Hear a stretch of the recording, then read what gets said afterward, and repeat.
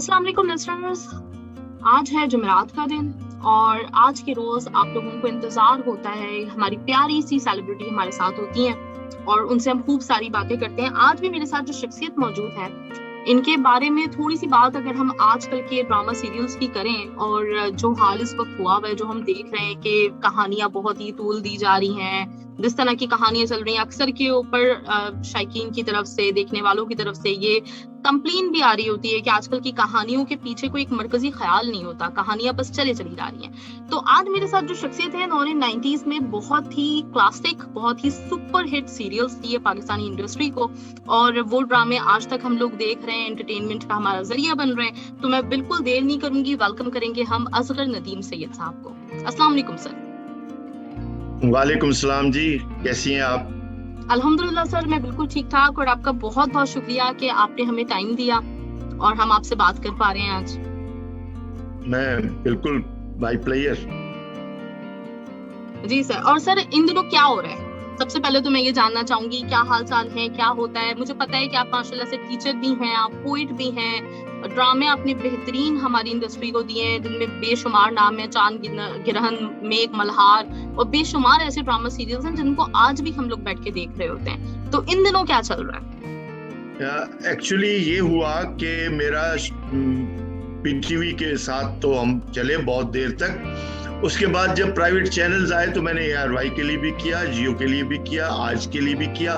वो तजर्बा भी ठीक रहा, लेकिन जब उन्होंने चैनल्स ने आउटसोर्स कर दिया ड्रामा, तो नेचुरली वो पूरा कल्चर बदल गया। मैं खुद ही उससे एक तरफ हो गया। मेरा बुनियादी पैशन जो है वो पढ़ाना है और मैं गवर्नमेंट कॉलेज लाहौर और गवर्नमेंट कॉलेज यूनिवर्सिटी, मेरा 26 साल का टीचिंग मैंने वहाँ की। उसके बाद बीकन हाउस नेशनल यूनिवर्सिटी में मैंने थिएटर, फिल्म और टेलीविजन का डिपार्टमेंट एस्टेब्लिश किया। उसके बाद, उससे पहले मैं NCA में फिल्म डिपार्टमेंट में पढ़ा रहा था और इस तरह से मैं 3-4 यूनिवर्सिटियों में फिल्म के कोर्सेज पढ़ा रहा हूँ। तो मेरे लिए ये ज्यादा अहम तजर्बा है कि मैं मुसलसल पिछले 20 साल से नई नस्ल के साथ, नए स्टूडेंट्स के साथ बिल्कुल कनेक्टेड हूँ और मुझे मालूम है उनका टैलेंट क्या है। और उस बुनियाद पर मैं आज की फिल्म बदलती है, रोज बदलती है, हर साल फिल्म का कल्चर बदल जाता है, फिल्म की टेक्निक बदल जाती है। तो इस तरह से आपको अपडेट रहने के लिए मुसलसल फिल्म की हिस्ट्री के साथ रहना पड़ता है। तो आजकल, उसके बाद जब मैंने ये एक तरफ हुआ तो मैंने 2 नॉवल लिखे, मेरी शॉर्ट स्टोरीज आई, मेरी पोइट्री चल रही है मेरा। और साथ में एक बड़ा काम ये कर रहा हूँ कि उर्दू जबान में एक भी इंटरनेशनल सिनेमा या यूनिवर्सल सिनेमा की कोई हिस्ट्री नहीं थी, तो मैं वो हिस्ट्री मुकम्मल कर रहा हूँ। पूरी आलमी सिनेमा की हिस्ट्री है जिसमें पूरी दुनिया के सिनेमा है। तो बहरहाल, ये मेरा एक तरह से पढ़ाने का प्रोफेशन भी है और साथ लिखने का भी अब ये सिलसिला चल रहा है। जबरदस्त सर, ग्रेट। और माशाल्लाह से आपने इतना जबरदस्त, मतलब जो ना जिस तरह के सीरियल्स आपके यहाँ हैं, वो सिर्फ हम ये, मैं जरूर मेंशन करना चाहूंगी कि एक होता है ड्रामा चल रहा है एंटरटेनमेंट के लिए और आजकल जिस तरह से हो रहा है तो व्यूअर को ये समझ में नहीं आ रहा कि चल तो रही है कहानी, लेकिन इसके पीछे वो हमें समझाना क्या चाह रहे हैं। तो आपके जो ड्रामा सीरियल्स थे उसमें सबसे अच्छी बात ये थी कि वो किसी ख्याल को लेके आते थे और इंटरटेन भी होते थे उससे देखने वाले, और साथ साथ कुछ सीखते भी थे, कुछ माशरती तब्दीली भी आती थी। तो ये बहुत अच्छी चीज है कि आप इस वक्त भी अपने तौर पे टीवी पे, चले बेशक नहीं है, लेकिन अपने तौर पे आप जो है माशरे में तब्दीली लाने के लिए अपनी पूरी कोशिशें कर रहे हैं और उसमें भरपूर तरीके से कोशिश है। जबरदस्त है सर। मैं ये जानना चाहूंगी सबसे पहले कि इस जर्नी का आगाज कैसे हुआ था? मतलब ये जो आपके जितने ड्रामा सीरियल्स हैं वो बहुत आसान टॉपिक्स नहीं है जो आपने चुने। चांद गिरहन देख लें आप, तो उसमें भी एक फ्यूडल सिस्टम के खिलाफ एक बगावत दिखाई है और ये समझाया है कि किस तरह से स्टैंड लेना चाहिए। इसी तरह से बेशुमार आपकी निजात एक बहुत ही स्ट्रॉन्ग कहानी थी जिसके ऊपर आपने ड्रामा बनाया। तो कैसे ये जर्नी स्टार्ट हुई, किस तरह का आपका बचपन गुजरा था, ये इतनी माशाल्लाह जबरदस्त सोच डेवलप कैसे हुई? ये एक्चुअली देखें, बात ये है कि कुदरती बात होती है, आपको कौन सा जमाना मिलता है। मुझे बेहतरीन जमाना इन मानों में मिला कि एक राइटर के लिए जो तजर्बा हासिल करना होता है जिंदगी का, वो मुझे बराह रास्त हासिल हुआ अपनी एजुकेशन के हवाले से भी। और मैं मुल्तान में था, तो मुल्तान के इर्द गिर्द और वो जो दुनिया है, बचपन में जिस तरह देखा, जो वो जो ऑब्जर्वेशन है और वो जो एक तरह से आम जिंदगी को आप बरतते हैं, तो बहुत कुछ आपको हासिल होता है। और मेरा पैशन बुनियादी तौर पर पोइट्री था, और शायरी करते करते जब मैं लाहौर आ गया और मार्शल्लाह के ज़माने में मुझे मुल्तान से निकाला गया, तो फिर मैं मुख्तलिफ इलाकों में रहा। उससे ये हुआ कि मुझे इंसानों को देखने और उनके साथ रहने का एक नया शऊर मिला, और उस शऊर की बुनियाद ने मेरी शायरी में तब्दीली लाए। और फिर अचानक पीटीवी को नए राइटर्स की तलाश हमेशा ही रही है। तो मुझसे सीनियर जो थे इशफाक अहमद साहब थे, ठीक है, बानो आपा थी, मुन्नू भाई थे, ठीक है, उधर से अब्दुल कादिर जुनेजो थे, तो ये मेरे सीनियर्स थे। तो अनवर सजाद बहुत आला राइटर थे, ज्यादा नहीं लिखा उन्होंने, तो मैं इनको देखता था। तो जब मुझे उन्होंने ये कहा तो उसमें 3-4 बातें थी जो आपने बात की, कि एक तो मैं राइटर्स था बुनियादी तौर पर, और जो राइटर होता है वो मुख्तलिफ क्रिएटिव प्रोसेस से गुजर रहा होता है। तो एक तो ये पहलू था, और दूसरा ये था कि मेरे लिए नया तजर्बा था। तो हमने ग्राउंड पे सीखा है, हमने पढ़ के नहीं सीखा। ये तो इल्म अब आया है, ये तो अब हम पढ़ा रहे हैं किताबों से, एकेडमिक्स आई हैं, लेकिन उस वक्त एकेडमिक्स नहीं थी। उस वक्त हम खुद अपनी गलतियों से सीखते थे। मैं रिहर्सल में बैठता था, मैं कास्टिंग में बैठता था, उससे ये होता था कि बहुत कुछ पता चलता था कि सिचुएशन क्या है, डायलॉग किस तरीके से एक्टर की फ्रीक्वेंसी के साथ केमिस्ट्री उसकी किस तरह मिलती है। तो ये सारी चीजें ग्राउंड पे सीखी। तो इस तरह 80s में मैं आ गया था, और 88 में मेरा जब प्यास आया है, और उससे पहले 86 में दरिया, और वो मेरा जाती तजर्बा था चुलिस्तान की जिंदगी का। तो वो पहली बार पीटीवी पे आया जिसमें सहरा के रहने वालों की एक जिंदगी थी। तो हमें पहले दिन से ही इस बात का इल्म था कि पीटीवी के मैंडेट में 3 चीजें शामिल हैं, एजुकेशन है, एंटरटेनमेंट है और इंफॉर्मेशन है। तो इन 3 चीजों के अंदर एजुकेशन बुनियादी अंसर रखती है। तो हम जो आइडिया बनाते थे वो अप्रूव ही तब होता था कि उसमें पाकिस्तान के रहने वालों का कल्चर, उनकी लाइफ, उनके कॉन्फ्लिक्ट्स किस तरीके से आएंगे। तो गोया ये पहली तरबियत थी कि आपको अपना मुआशरा, अपनी सोसाइटी के मुताबिक आपको कोई विजन लाना है। तो इस तरह से जितने भी मेरे सीरियल थे, औरतों के हकूक के हवाले से, लड़कियों के हकूक के हवाले से, एजुकेशन के लिए थे या जो भी, मगर ये बहुत अहम ये होता है कि उसको आप किस स्टाइल में लाते हैं, कहानी के किस स्ट्रक्चर में लाते हैं, और आप उसको इंटरेस्टिंग कैसे बनाते हैं। आपने निजात का जिक्र किया, आपने जिनका भी जिक्र किया, उन सब में मौजू अपनी जगह, लेकिन उसको एंटरटेनिंग करना, उसको लोगों में अपील पैदा करना, ये हमारा आर्ट होता है कि किस तरीके से उसकी टीयर्स बनाते हैं, उसकी लेयर्स बनाते हैं, और उसके मीनिंग को कहाँ रखते हैं। तो ये सारा एक प्रोसेस होता है। तो इम्पोर्टेंट चीज मौजू तो है, लेकिन साथ उसको किस तरीके से आपने ड्रामेटिकली लाना है, कि आप एंगेज कैसे करेंगे व्यूअर को, और व्यूअर को रिलेट कैसे कराएंगे, और साथ साथ ये कि वो एक बिलीवेबल कैसे होगा। तो ये सारी चीजें जरूरी थी। तो ये है वो आर्ट जिसमें थ्योरी भी आती है तो स्किल भी आती है। बहरहाल, तो ये इस प्रोसेस से जब गुजरे तो फिर आदमी अपने उससे सीखता जाता है। व्यूअर का रिस्पॉन्स आपको जिस तरह मिलता है। फिर मैंने कोई एक इशू नहीं उठाया।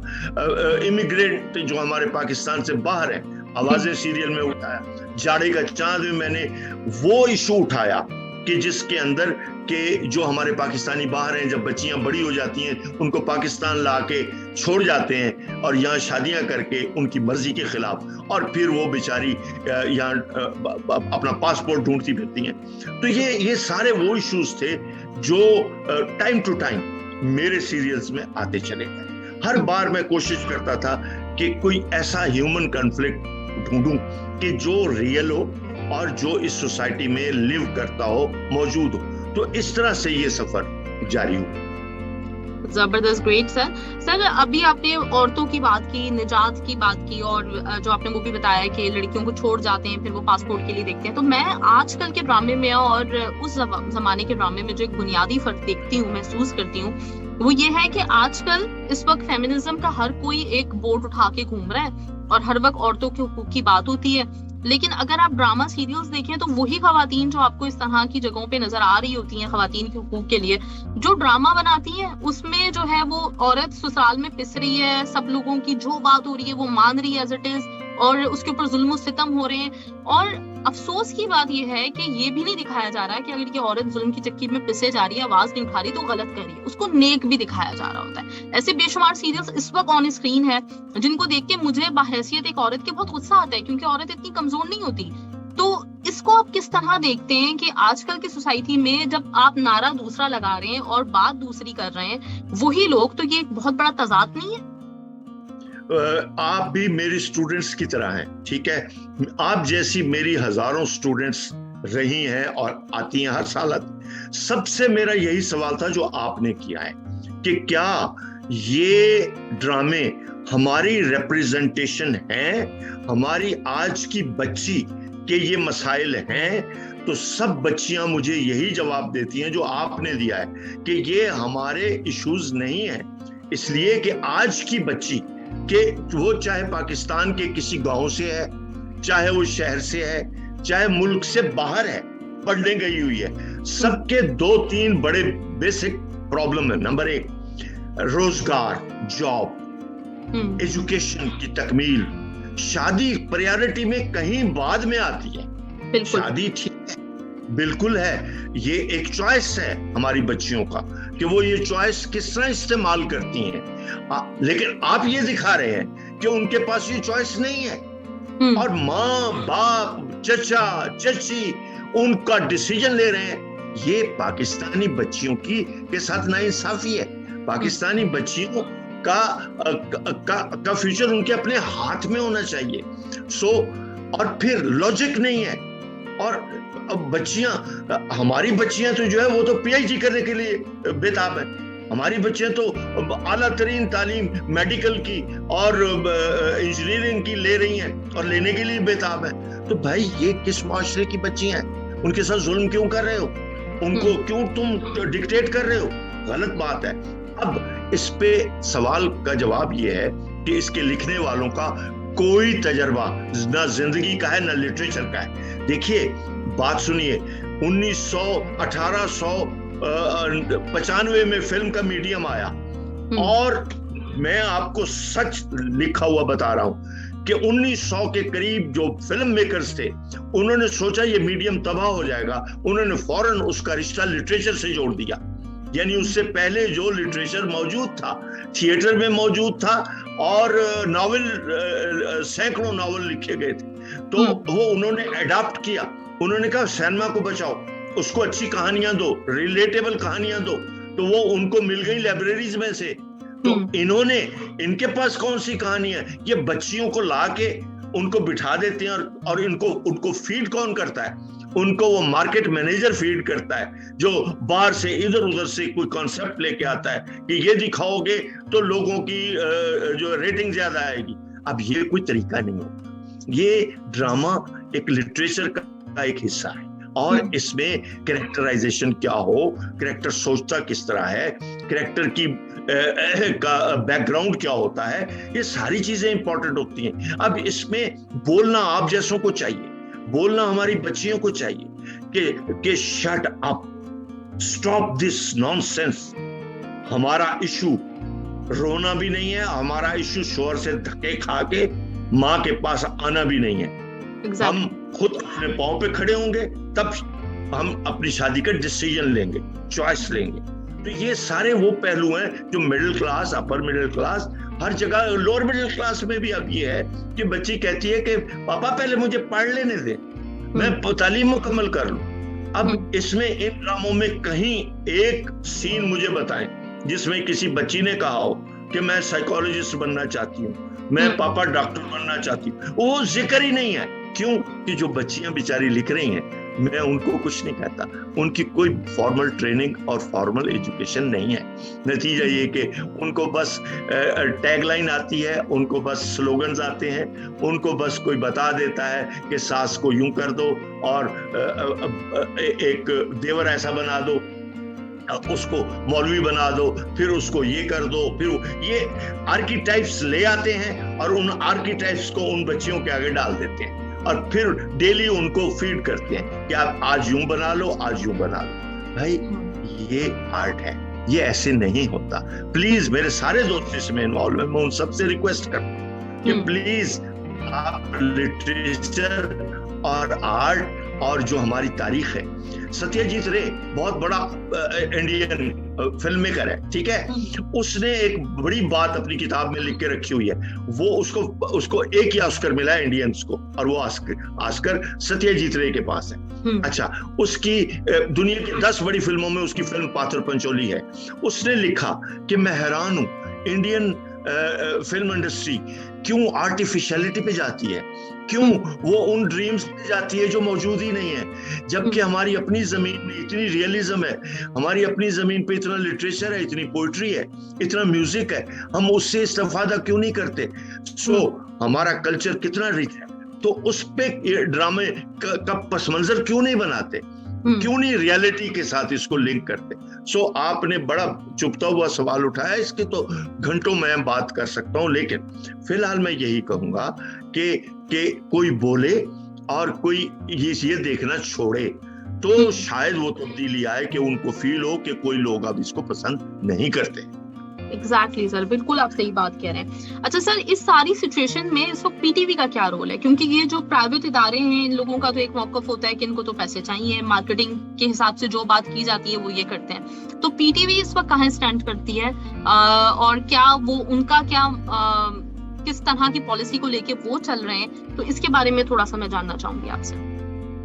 पीटीवी तो मैं खुद हूँ एक लिहाज से, लेकिन अब मैं अंदर की बात अगर बताऊं, वहीं हम पले बड़े जवान हुए, वहीं ये बुजुर्गी आई, सारा कुछ हुआ क्या है पीटीवी के साथ? पीटीवी जब शुरू हुआ है तो पाकिस्तान के आला दिमाग वहां पर इकट्ठे किए गए, ठीक है। वो लोग CSP बनने की बजाय ऑप्ट किया कि हम प्रोड्यूसर बनेंगे, क्यों कि ये क्रिएटिव जॉब है।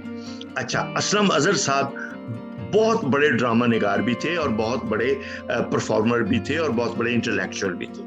अच्छा, उन्होंने जो टीम बनाई वो टीम चुन चुन के लाई गई थी, यानी ये वो लोग नहीं थे जो नौकरी करने आ रहे थे, ये मैं आपको बिल्कुल अंदर की बात बता रहा हूँ। ये वो लोग थे जो कहते थे कि हम CSS का इम्तिहान छोड़ के आ रहे हैं, अख्तर वकारती छोड़ के आया और उनको कहा गया कि छोड़ दो सब, ये काम वो है जिसको संभालो। तो वो जो टीम आई उसने आगे सेकंड लेयर में भी जो लोग भर्ती किए या जिनको उन्होंने उसमें पीटीवी में चुना, वो भी वो लोग थे गवर्नमेंट कॉलेज से, कराची यूनिवर्सिटी से, बस बड़े इदारों से पढ़ के। और क्या पढ़ के आ रहे थे? या इंग्लिश लिटरेचर था, या वो पॉलिटिकल साइंस या हिस्ट्री, ये लोग पढ़ के आ रहे थे। तो वो टीमें तैयार होती रही, सायरा काज़मी तक, उसके बाद नीचे हैदर इमाम रिजवी तक, और उसके नीचे तक इकबाल अंसारी तक, ये थी। अच्छा, ये लोग आ गए, ठीक है, इन्होंने आगे अपने असिस्टेंट्स को भी सिखा दिया। फिर क्या होता है? फिर ये होता है कि जो सरकार आती है, जो पॉलिटिकल गवर्नमेंट्स आती हैं, वो भर्ती करती हैं अपने चॉइस के लोगों को, नौकरियां देते हैं। तो जब आप नौकरियां देंगे तो फिर वो टैलेंट नहीं आएगा जो ये चीजें प्रोड्यूस कर सकता हो। तो अब मैं आपकी बात के जवाब डायरेक्ट दे रहा हूं कि वो लोग जब रिटायर हो गए तो उनको टेक ओवर करने वाला कोई नहीं था, कोई प्रोड्यूसर नहीं है इस वक्त, कोई ड्रामे का प्रोड्यूसर ना ट्रेंड है ना है, क्योंकि ये सब वो लोग थे जिनको सिर्फ नौकरी चाहिए थी। जो पीपल्स पार्टी के जमाने में, नवाज शरीफ के जमाने में जिनकी पॉलिटिकल भर्तियां थी, और उन पॉलिटिकल भर्तियों की वजह से वो ड्रामा बनाना ही नहीं जानते थे, उनको सिखाया भी नहीं जा सकता था। नतीजा, जब सब रिटायर हो गए तो फिर नीचे एक आदमी नहीं जिसके लिए मैं लिख सकूं। मैं किसके लिए लिखूं? मैं तो हूं, बिल्कुल, मेरे साथी भी हैं, लेकिन हम किसके लिए लिखें? क्यों कि वो माहौल नहीं, वो कल्चर मौजूद नहीं, फिर ये वो पैसे नहीं देते। अब प्राइवेट में आ गए तो मुकाबला हो गया। अब मैं जो प्राइवेट में पैसे ले रहा था या लेता हूं, तो ये तो नहीं दे सकते, चलो ना देंगे, लेकिन एक्टर तो भूखा नहीं मर सकता, वो वो सेक्रीफाइस नहीं कर सकता। वो भी मांगता है कि भाई ठीक है, मेरी तो दिहाड़ी अच्छी लगी हुई है, मुझे आप अच्छे तरीके से देंगे तो मैं आऊंगा। सो एक्टर अवेलेबल नहीं, राइटर अवेलेबल नहीं, और तीसरी बात के बनाने वाला कोई। अच्छा, फिर जो कैमरामैन थे, जो सेट डिजाइनर थे, वो भी रिटायर हो गए। अब उनकी जगह जो आए वो सारे के सारे वो थे जिनको भर्ती किया गया था नौकरियों के लिए। तो पीटीवी को तबाह इस तरह से गवर्नमेंट्स ने किया। अब क्या है, खाली कैमरे पड़े हुए हैं, खाली बड़े बड़े स्टूडियो खड़े हुए हैं, कोई पॉलिसी मेकर नहीं। मुझे इमरान खान की गवर्नमेंट में डायरेक्टर बनाया गया कि आए आप इसको संभालें। अच्छा, अब सुप्रीम कोर्ट ने डिग्री दे दी कि मेरी एज जो है वो ज्यादा है, तो मैं तो नहीं कर सकता। और खान साहब से कहा जी आप कोई नया कानून बनाए इनके लिए और इनको ले लें। तो खान साहब ने कानून ही नहीं बनाया। उनका ठीक है, जाते हैं तो जाते। अब जब ये विल हो तो फिर जाहिर है वो चीजें तो नहीं बन सकती। बिल्कुल, यानी संजीदगी नहीं है जो चीजों को, एक तो सियासत को आपने इन्वॉल्व कर लिया एक ऐसी फील्ड में जो कि बहुत ही क्रिएटिव थी, जिसमें पॉलिटिक्स कोई दूर दूर तक होना ही नहीं चाहिए था अमल दखल। और फिर उसके बाद अगर कोई बंदा सोच भी रहा है तो वो सिर्फ सोच की हद तक है, उसके ऊपर किस तरह से अमल किया जाएगा उसके लिए कोई कानून ना बनाया जा रहा है ना सोचा जा रहा है, गैर संजीदगी के साथ चल रहे हैं।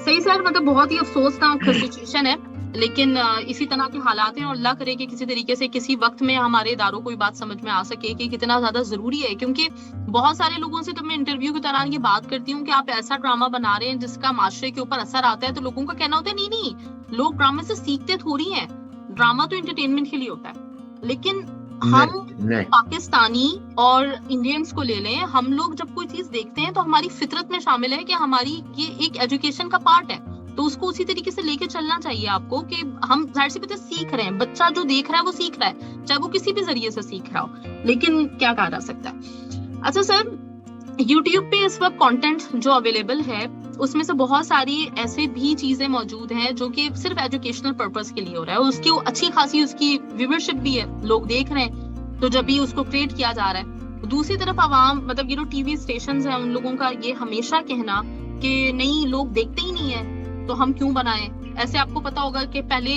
90s में बच्चों के लिए प्रोग्राम्स हुआ करते थे, हम लोगों ने एनक वाला जिन देखा, इस तरह के बेशुमार प्रोग्राम्स, इस वक्त कोई बच्चों के लिए प्रोग्रामिंग नहीं है।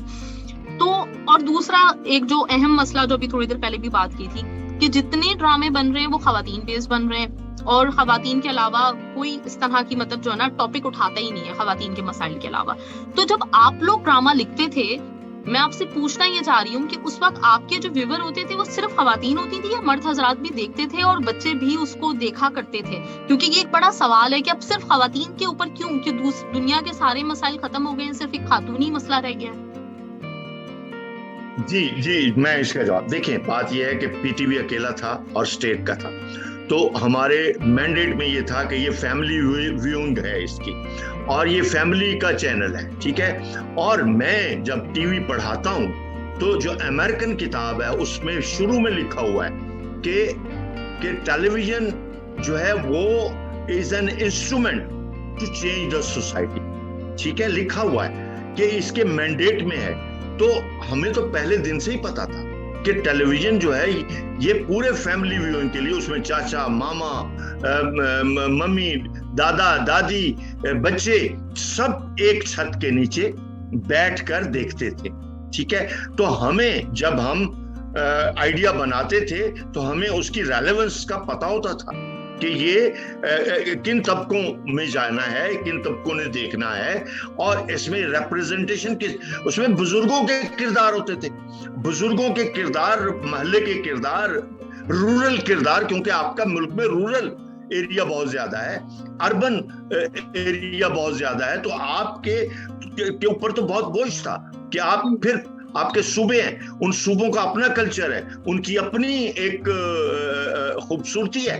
तो हमें बड़ा एडवांटेज था कि एक डाइवर्स सोसाइटी में लिख रहे हैं, तो डाइवर्स सोसाइटी में कहानियां भी डाइवर्स होती हैं। ये तो कोई कहानियां नहीं, ये तो कहानी ही नहीं है।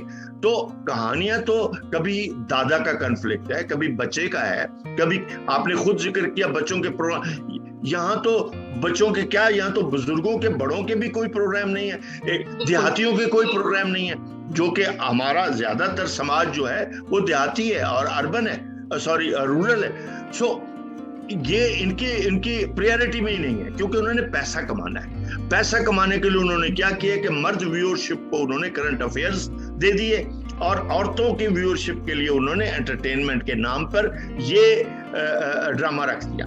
तो इधर शाम को वो ड्रामा चल रहा होता है जो करंट अफेयर्स का ड्रामा है, और उधर वो ड्रामा चल रहा होता है जो घर की लड़ाइयों पर बेस्ड होता है। तो ये सारी चीजें एक मैनिपुलेशन है, एक पूरी की पूरी एक साइंस है पैसा कमाने की, सेठ ने ये बनाई है और ये चलती रहेगी। सो पीटीवी में ये चक्कर नहीं था। और आपको एक चीज याद कराता जो आपने तो ऐनक वाले जिनकी बात की, ये तो कोई इतनी बड़ी रिप्रेजेंटेशन नहीं थी बच्चों की। असल काम जो हुआ था वो फारूक कैसर ने कलिया में किया था। बिल्कुल लाया था। एक मिनट, दूसरा उससे पहले शोएब हाशमी, सलीमा हाशमी, नवीद शहजाद, समीना अहमद, इरफान खुसट, ये एक ग्रुप था जो अक्कड़ बक्कड़ और उसके साथ साथ उन्होंने जो सच गप और इस तरह के 3-4 सीरियल्स जो बच्चों के अलावा भी सारे फैमिली के देखने वाले थे, तो वो बुनियाद रखी गई थी कि बच्चों का भी टाइम होगा और साथ साथ बच्चों के साथ साथ फिर बड़ों का, तो गोया पूरे फैमिली का एक पैकेज उसमें होता था। बिल्कुल सही बात है। और इस बात पे बहुत अफसोस हो रहा होता है। चले ये बहुत मतलब वो वाली चीजें हो गई जो दिल से एक होता है ना कि दिल दुखा हुआ होता है, तो उस वक्त इंसान की होती है बात। अब मैं थोड़ा सा सर लाइटर वे पे आके आपसे पूछना चाहूंगी कि आपके जितने भी ड्रामा सीरियल्स आपने लिखे तो उसमें से आपका पर्सनल फेवरेट कौन सा ड्रामा था? बेटे बच्चे देखें, बात ये है कि मैंने जैसे बताया 88 प्यास मेरा एक सीरियल था जिसको इंडिया में बहुत पजीराई है। मैं ये नहीं इसलिए जिक्र नहीं कर रहा कि इंडिया को सनद है, लेकिन चूंकि उस वक्त वहां पर कोई चीज जा ही नहीं रही थी हमारी, तो ये किसी तरीके से पहुंचा। तो उसके बाद फिर ख्वाहिश था, फिर चांद ग्रहण, निजात, गुलाम, गर्दिश आपने जिक्र किया, हवाएं, और बहुत सारा और काम है, जाड़े का चांद है, अलाव है, वो अपनी जगह, ये सारा शुक्र अल्हम्दुलिल्लाह। उसके अलावा भी बहुत सारे लॉन्ग प्लेज हैं, सारा कुछ है। तो फेवरेट का ये है कि देखिए जो जिस टाइम पे एक चीज लाई गई है उसकी जरूरत उसी टाइम पे होनी जरूरी है। तो मैं जब वो चीजें लाया उस वक्त सोसाइटी ने उनको एक्सेप्ट किया और उन्होंने उसको टाइमली देखा कि जो बात ये कर रहा है ये आज के टाइम की है। मसलन मैंने चांद ग्रहण 91 में आ रहा है, ठीक है, उसमें मैं बता रहा हूं कि एक वक्त आना है कि मीडिया की बिजनेस एम्पायर बनेगी और अखबार का मालिक पूरी बिजनेस एम्पायर बनाएगा, और वो बनी आपके सामने है। उन सारे अखबार वालों ने चैनल्स बनाए और अब वो सियासत में आ गए हैं। तो ये सारी बातें वक्त से पहले मैं कर रहा था और मैं बता रहा था। तो ये होता है कि आप अपने सीरियल के जरिए से किन इश्यूज को फोर्सी कर रहे हैं और उनको कब ला रहे हैं और उसकी बुनियाद क्या रख रहे हैं। तो एक तो ये वजह थी। और उसमें यह है कि मेरे पसंद का कि अब मेघमल्हार जो है बांग्लादेश बनने के बाद का है, तो मैंने उसमें बांग्लादेश बंगाली कैरेक्टर्स के जरिए अपनी उस हिस्ट्री को ट्रेस करने की कोशिश की जितनी मैं कर सकता था। इसी तरीके से और बहुत सारे सीरियल, मिसाल के तौर पर मैंने जर्मनी में सीरियल किया, पहली बारिश। अब वो जर्मनी में जो पाकिस्तानी रहते हैं कोई नहीं जानता उनके हालात क्या है। अच्छा, कोई नहीं जानता था उस वक्त कि बरतानिया में रहने वालों के क्या हालात हैं। तो आवाजें लिखा, मोहब्बतें लिखा। तो मेरे कहने का ये मतलब है कि टाइम टू टाइम मैं देखता रहा हूं कि हमारी सियासत किधर जा रही है, हमारा समाज किधर जा रहा है, और तारीखी तौर पर हमारे किरदार में क्या तब्दीलियां आ रही हैं, तो उसके हिसाब से हम लिखते थे। तो वो इस वजह से वो पसंद किया जाता था। तो मेरे पसंदीदा जो आपने नाम लिखे हैं बिल्कुल यही है, बिल्कुल ठीक आपने आइडेंटिफाई किया। सही सर। सर अब एक थोड़ा छोटा सा गेम है हमारे पास, वो मैं आपसे कुछ मतलब पूछूंगी, वो आप मुझे बताइएगा। अपने आपको किसी भी ड्रामे का अगर रीमेक करना हो तो किस ड्रामे का इंतखाब करेंगे?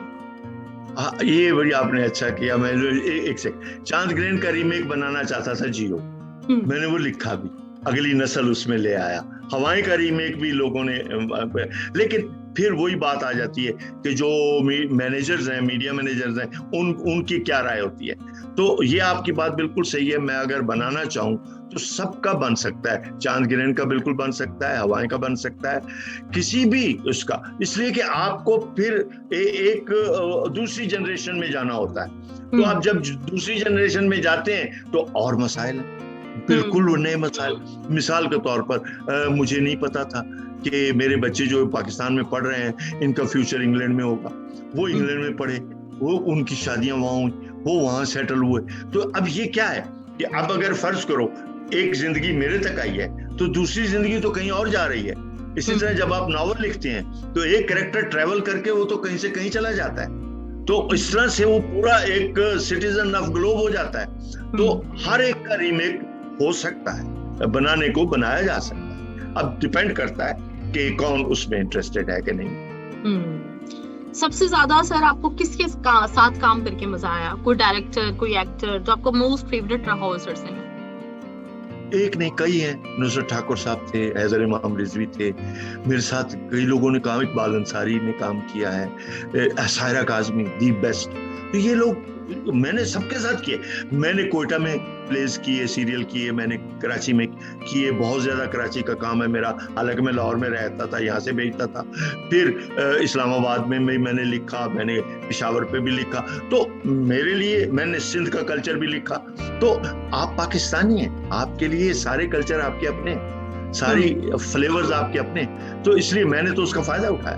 मैंने तो तुम हो के चुप बलूचिस्तान में जियो ने बनाया, और हार्ड हिटिंग था वो बहुत, जिसमें कि औरतों के साथ जो एक सोसाइटी करती है कि उनको जिंदा दफन कर देती है, तो उस टॉपिक को उठाया था। तो बहरहाल ये राइटर के चॉइसेस हैं, तो वो कोई भी मौका जाने नहीं देता अगर वो जेन्युइनली राइटर है। सही सर, अगर आजकल के ड्रामा राइटर्स में देखें और कोई एक चीज मैं आपसे कहूं कि इस चीज की कमी है, तो आपके जहन में क्या आती है? कि आज के राइटर्स बेसिकली राइटर्स नहीं है। दुख की बात ये, टू बी ए राइटर, राइटरशिप एक बहुत बड़ी जिम्मेदारी है, और वो एक दिन में एक रात में नहीं बनती। हम अभी मैट्रिक में थे कि हमारे अंदर कीड़ा था कि हमने कुछ लिखना है, तो उसके लिए पढ़ना पड़ता है, उसके लिए सोबत करनी पड़ती है, बड़े राइटर्स के साथ बैठना पड़ता है।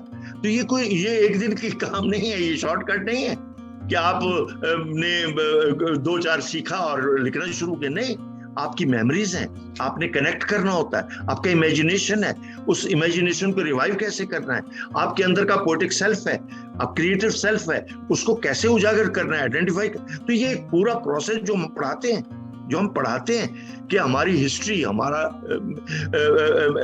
मेमोरी क्या है।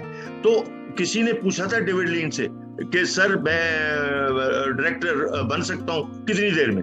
उसने कहा बच्चे बात सुनो, देर को तो एक तरफ रखो, पहले हिस्ट्री पढ़ो, लिटरेचर पढ़ो, फनून लतीफा पढ़ो, थिएटर पढ़ो, पढ़ के मेरे पास आओ। वो गया, कहने लगा सर अब कितनी देर लगेगी? उसने कहा अब कोई देर नहीं लगेगी, आओ कैमरा पकड़ो और काम शुरू कर। तो जिन चीजों की जरूरत होती है वो चीजें इन राइटर्स ने नहीं की। जब नहीं की तो मैं कैसे कह सकता हूँ कि वो लिखेंगे? बिल्कुल सही कह रहे हैं आप। अच्छा, लिस्टर्स के सवालों की तरफ आती हूँ सर मैं। पहला सवाल मेरे पास रिशान खान का है, इन्होंने आपसे कहा है कि अस्सलाम वालेकुम असगर नदीम साहब, उम्मीद करता हूँ आप बिल्कुल सेहतमंद तंदुरुस्त होंगे। सवाल मेरा ये है कि ड्रामा वो है जिससे अदाकारों को नाम मिलता है, और बहुत कम लोगों को पता होता है कि इसके पीछे आप जैसे काबिल राइटर की मेहनत और सोच होती है। क्या आपको नहीं लगता कि जितना नाम एक अदाकार को मिलता है उतना ही लिखने वाले को भी मिलना चाहिए? नहीं, मिलना चाहिए और मिलता है। देखिए हम सब, अब आपने मुझे बुलाया, इसी बुनियाद पे बुलाया कि मैंने ड्रामे लिखे थे। हमने वो सारा दौर देखा है जिसमें अल्लाह का शुक्र है कि जिस मुआशरे में वो ड्रामे चले, वो मुआशरा जानता था कि राइटर की अहमियत क्या है और डायरेक्टर की अहमियत क्या है, एक्टर की क्या है। सबकी अपनी अपनी अहमियत है। देखिए आप मुझे ये बताएं, बड़ा अच्छा सवाल किया है, इंस्टाग्राम पे मैंने कुछ सवाल देखे, बड़ा अच्छा सवाल, मैं उसका जवाब आज दे रहा हूँ कि देखें ग्रेगरी पेक या रिचर्ड गेयर, ठीक है, जूलिया रॉबर्ट्स, ये क्या एक्टर्स है ना, इनको किसने बनाया है? पीछे राइटर है, पीछे एक डायरेक्टर है, ये खुद नहीं बन गए। बेशुमार फिल्में रिचर्ड गियर की फ्लॉप हुई होंगी, लेकिन आपको चंद याद है, फ्लॉप याद नहीं है। सो ये बात हर बंदा जानता है कि एक्टर सामने है, वो सामने इसलिए कि वो रिप्रेजेंट कर रहा है और ठीक कर रहा है। हमें उससे कोई मुकाबला नहीं है, हम उसे शोहरत मिलती है, हम खुश होते हैं कि मेरे कैरेक्टर को शोहरत मिली है, मैं खुश हो रहा हूँ। तो और मेरे सारे ये दोस्त थे एक्टर्स, और जब इनको शोहरतें मिल रही होती थी तो हम भी साथ, तो हमें कोई जेलसी, इसलिए कि उसका अपना काम है। और जहां मुझे होना है वहां मैं होता था, जहां राइटर को बुलाना है वहां मैं होता था।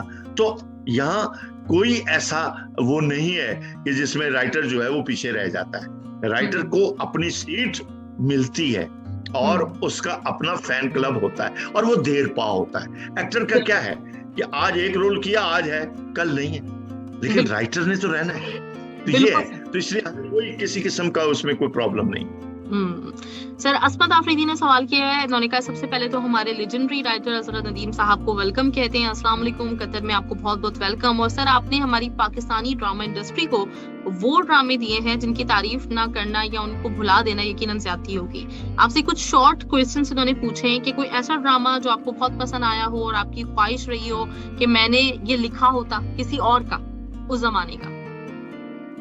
ये भी अच्छा सवाल किया है, और थैंक यू वेरी मच जिन्होंने पसंदीदा कलमात लिखे और मैंने कुछ पढ़े भी हैं, मुझ तक पहुंच गए। सबका शुक्रिया, जिनको हम पढ़ सकेंगे नहीं पढ़ सकेंगे, लेकिन मैं सबका यहीं से शुक्रिया अदा करता। तो आपने अच्छी बात की, 2 राइटर्स ऐसे थे जो मेरे से सीनियर थे।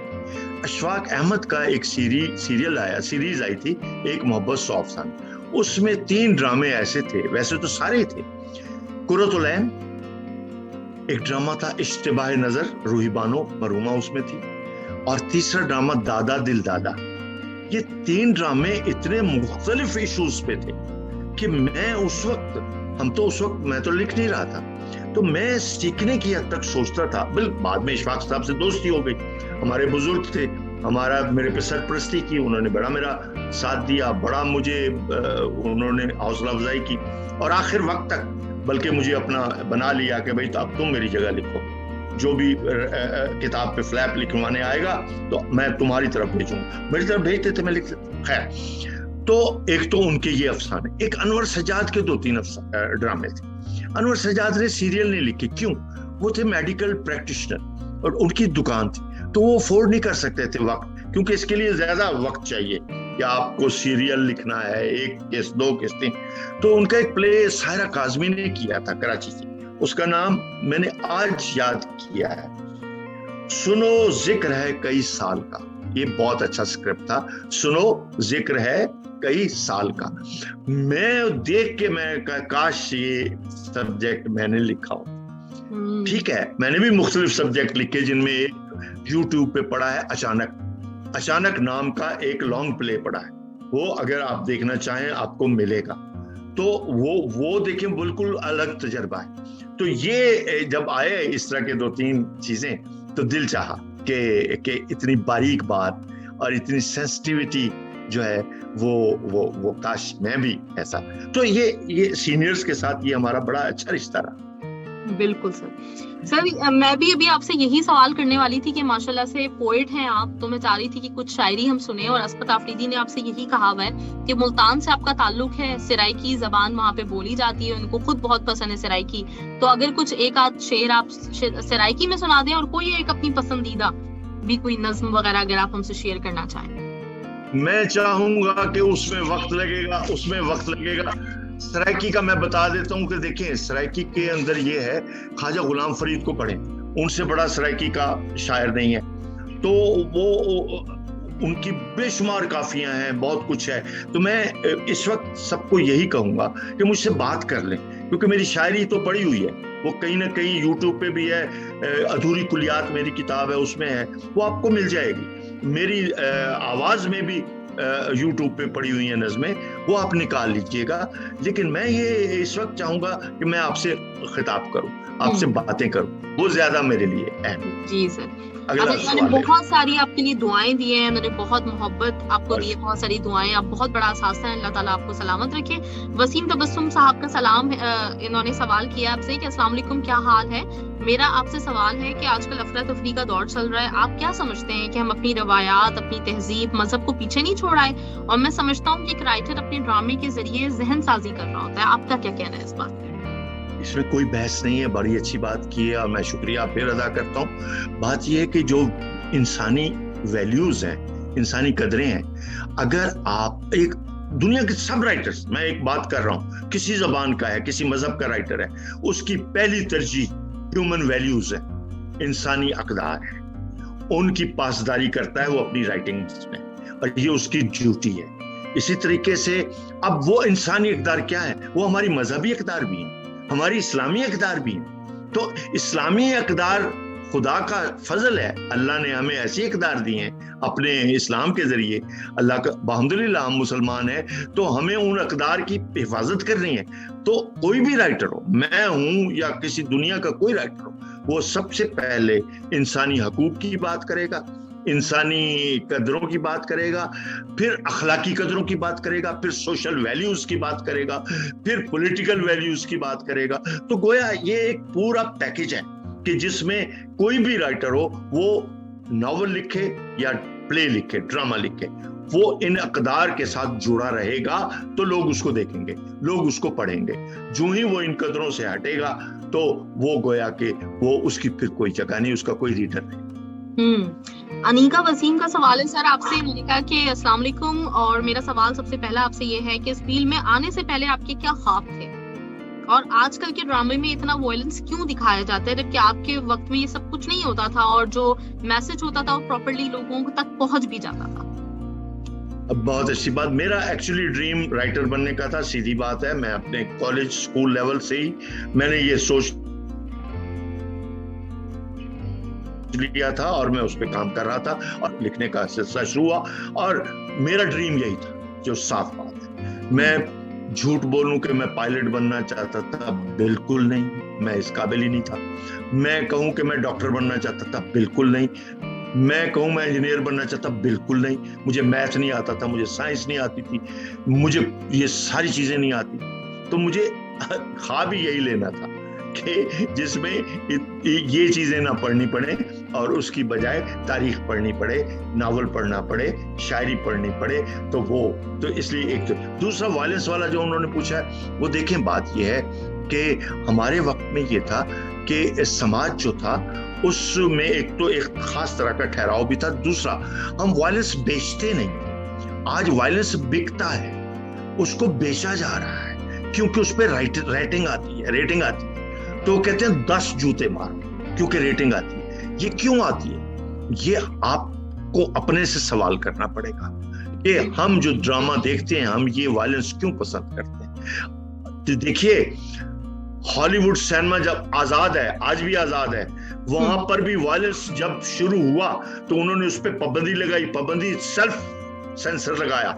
मैं किताब में पढ़ के बात कर रहा हूं, सेल्फ सेंसर लगाया कि 3 चीजों से सिनेमा को बचाना है, और उन्होंने बचाया, वायलेंस से, सेक्स से और प्रोपेगेंडा से। उन्होंने कहा 3 चीजों से सिनेमा को बचा लिया तो सिनेमा बच जाएगा, वरना सिनेमा नहीं बचेगा। तो उन्होंने बचा लिया, ईरान ने बचा, सबने बचाया, हम नहीं बचा सके। हमारा सिनेमा इन 3 चीजों की वजह से तबाह हुआ और अब नहीं है। तो ये एक कितनी बड़ी अजीब खौफनाक बात है कि पूरी दुनिया का सिनेमा मौजूद है, वियतनाम का सिनेमा मौजूद है, फिलिपाइन का सिनेमा मौजूद है और स्ट्रांग है। मैं कई फिल्म की ज्यूरीज में होता हूँ, फेस्टिवल्स की, मैं सबकी फिल्में देखता हूँ, चाइना सब। तो एक नहीं है तो हम नहीं है। तो इसकी वजह वही बात, वायलेंस, लॉट ऑफ वायलेंस आपने फिल्मों में डाला, लोगों ने देखना छोड़ दिया। आपने सेक्स वल्गैरिटी की सतह पे लाए, वो लोग देखना छोड़ गए। तो ये होता है सिनेमा का। आप इसको बचाना चाहते तो बचा लेते। बिल्कुल सही बात है सर आपकी। अच्छा सर, वाकई मतलब अगर देखा जाए तो हमारे तो एक जमाने में जो फिल्में आई हैं उसमें गुज्जर और गंडासे के अलावा कोई और दूसरा टॉपिक ही नहीं था। वो ये वायलेंस है, वही है, बैड टेस्ट, वल्गैरिटी है। बिल्कुल सही बात है। अच्छा सर, एक और गेम है और इसमें आप मुझे यस और नो में आंसर दीजिएगा। मैं ड्रामे से ज्यादा इस वक्त फिल्म बनाने में इंटरेस्टेड हूँ। यस। आजकल के एक्टर्स एक्टिंग से ज्यादा फैशन पे फोकस करते हैं। यस, आजकल के लोगों के पास तालीम तो है पर तमीज नहीं।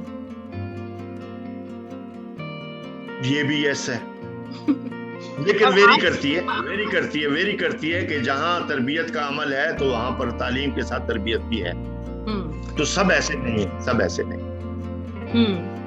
और मैं आजकल के ड्रामों में गिने चुने कंटेंट्स पे काम हो रहा है। इससे आप एग्री करते हैं या फिर आपको लगता है कि ज्यादा? मैं एग्री करता हूँ, आप खुद भी एग्री करेंगी कि इनके पास 3-4 वो बुनियादी बातें हैं जिसमें लड़की को रुलाना जरूरी है और उसको घर से धक्के देके निकालना जरूरी है। इसके गिर्द कहानी घूम रही। बिल्कुल सर, एक तरक्की पसंद राइटर सोसाइटी का कयाम आपने किया था, तो इसका क्या मौकफ था, उसके बारे में थोड़ा सा अगर आप बताएं तो। मैं मुख्तसर बताऊंगा, टाइम का मुझे नहीं मालूम। बात यह है कि ये बड़े सगीर में, ये जब पाकिस्तान नहीं बना था तो तरक्की पसंद तहरीक राइटर्स ने बनाई थी 1935 में। मुख्तसर ये कि उनका एक बुनियादी नजरिया ये था कि हिंदुस्तान के मसाइल को एड्रेस करना चाहिए, क्योंकि हिंदुस्तान आपको पता है रियासतों में बटा हुआ था और फ्यूडल्स में बटा हुआ था, अवाम रियाया थे। और ये आप सबको पता है तारीख का कि या तो राजे महाराजे थे, मिडिल क्लास नहीं थी। मिडिल क्लास में सिर्फ वो थे जो गुमाश्ते थे, जो रियाया और बादशाह के दरमियान राब्ता कराते थे, एंड दैट्स ऑल। तो उस वक्त राइटर्स ने कहा हमारी तो बड़ी जिम्मेदारी है। प्रेमचंद पहला राइटर था, उसने कहा हमारी तो बड़ी जिम्मेदारी है, ये तो तअस्सुबात में मुआशरा गिरा हुआ है, मजहबी तअस्सुबात, समाजी तअस्सुबात, सियासी तअस्सुबात। तो सबसे पहला प्रेमचंद है जिसने एक जरब लगाई, और फिर उसके बाद तो फिर एक दुनिया है जो सारी की सारी आ गई। तो वो तरक्की पसंद तहरीक अभी भी मौजूद है। इसका ये मतलब नहीं है कि उसका कोई तंजीमी ढांचा हो या ना हो, ये बात नहीं है। बात ये है कि ये एक तर्ज एहसास है, ये एक आपकी सोच है, ये आपके तालीम का, आपके इल्म का एक जाविया है, और आपको मालूम है कि आप सोचते किस तरह हैं, अब दुनिया को किस खिड़की से देखते हैं, आप इंसान को किस तरह से रुतबा देते हैं। ये सारे वो मसाइल हैं जो तरक्की पसंद तहरीक ने एड्रेस किए। और फिर जो कुछ लिखा गया, या जो मैं लिख रहा हूँ या जो दूसरे लिख रहे हैं, वो सब का सब तरक्की पसंद लिटरेचर, और सब में इस्लाह की एक बुनियादी अर्ज है, एक फीलिंग है कि ये इशू क्यों है। जैसे सारदसन मंटो बेकरार रहता था कि ये मसला है, तो मैं ये मसला मुआशरे के मुंह पे डालूं और उसे बताऊं कि देखो ये मसला है, तो और वो अपना काम कर गया। तो इस तरह तरक्की पसंदों ने भी अपना काम किया और करते रहे। जबरदस्त सर, बहुत जबरदस्त। आपसे दिल चाह रहा है कि मैं बात किए चली जाऊं, लेकिन आपका भी इतना मसरूफ स्केड्यूल है, मुझे अंदाजा है इस बात का। तो इंशाल्लाह लेकिन फिर कभी मैं आपको जरूर जहमत दूंगी। आप जाते जाते सर हमारे तमाम लिस्टनर्स के लिए जो कतर में मौजूद हैं उनके लिए कोई पैगाम देना चाहें? और मैं दूसरा आपको ये भी कहना चाहूंगी कि कभी कतर आना हो, नेक्स्ट ईयर यहाँ पे माशाल्लाह से फीफा 2022 का वर्ल्ड कप भी ऑर्गेनाइज होने वाला है, तो हम आपसे जरूर मिलना चाहेंगे, ये सादत जरूर हासिल करना चाहेंगे। इंशाल्लाह कतर आने का जब भी हुआ तो मैं विजिट करूंगा, और सबको सलाम देता हूं। और पैगाम की जहां तक बात है कि जो पाकिस्तानी वहां पर हैं, मैं उनको सलाम करता हूं, इसलिए कि अपने वतन से दूर रहकर वो कितना ख्याल है उनको अपने फैमिलीज का, कितना ख्याल है उनको अपने वतन का, और कितनी मेहनत वो करते हैं। मेरे चूंकि बहुत सारे जानने वाले इन अरब एमिरेट्स में हैं और बहुत सारी जगहों पर हैं, तो मैंने तो उनके लिए काम भी किया, मैंने तो उनके लिए ड्रामे भी लिखे। मैं तो चाहता हूँ कि उनकी जो हमसे काम हो सके हो। तो ये बड़े लोग हैं, ये मेरे पास अल्फाज नहीं कि इन लोगों का हम कर्ज उतार सकें। ये अपने अपनों से बिछड़ कर अपनों के लिए मेहनत कर रहे हैं। अल्लाह ताला उनको बरकत दे, अल्लाह ताला उनके ख्वाब पूरे करे, अल्लाह ताला उनको खुश रखे। तो मेरा तो सीधा पैगाम है कि मोहब्बत है भाई, अल्लाह आपको खुश रखे। बहुत शुक्रिया सर। और कुछ मतलब अपनी इंडियन फैंस के लिए, क्योंकि इंडिया में आपको पता है कि हमारे ड्रामे अरे भाई, इंडिया में मेरे बड़े दोस्त हैं, इंडिया तो मेरा दोस्तों से भरा हुआ है। एक जुमला अगर कह दें। बहुत अच्छी बात की। मेरे तो साथी हैं, जावेद अख्तर साहब वहाँ पर हैं, गुलजार साहब हैं, गोपीचंद नारंग साहब हैं, बहुत दुनिया है वहाँ पे जिनके साथ हम मिलते रहते हैं, वो इधर आते रहते हैं, हम जाते रहते हैं। तो वो तो हमने तो राइटर्स के लिए तो कोई सरहद नहीं, राइटर्स तो पंछी की तरह है, उधर आएगा इधर आएगा, वो उसका पैगाम है, वो जाएगा, पैगाम उस तक पहुंचेगा। मेरे बेशुमार शायर वहाँ दोस्त हैं, आते रहते हैं। तो मैं अपने उन भाइयों से भी जो वहाँ काम कर रहे हैं कतर में या कहीं पे भी काम कर रहे हैं, सबको मैं मोहब्बत से देखता हूँ और सबकी जो कुर्बानियां हैं वो हमारी नज़र में। तो सारे जो अब हमारे हिंदुस्तान के दोस्त हैं, सबको मेरा सलाम और सबको प्यार। बहुत शुक्रिया sir, thank you so much. आपसे बहुत कुछ सीखा हमेशा, और आज की भी आपकी गुफ्तगू सोचने पे भी मजबूर कर रही है हमें, और इंशाल्लाह ताला आज जब लोग सुनेंगे आपको तो बहुत कुछ उन्होंने सीखा होगा, इस बात का मेरा दिल गवाही दे रहा है। बहुत बहुत शुक्रिया सर, इंशाल्लाह आपको जरूर जहमत दूंगी, आप हमें जरूर टाइम दीजिएगा, और मेरी ख्वाहिश है दिली, जरूर कभी भी बिल्कुल, और मेरी दिली ख्वाहिश है कि अल्लाह करे कि दोबारा वो वक्त आए जब हमें चांद गिरहन, हवाएं, मिजाज जैसे ड्रामे आपके कलम से लिखे हुए दोबारा देखने को मिल सके प्राइवेट सेक्टर पे भी। Thank you so much sir, बेशुमार दुआएं। मेरी किताबें जहां आपको थैंक यू जी। जी सर, बिल्कुल आप किताबें हम पढ़ना चाहेंगे, और बहुत मेरी किताबें पढ़ लें, उनमें भी वही कुछ है। Thank you sir, thank you, Allah Hafiz, thanks a lot.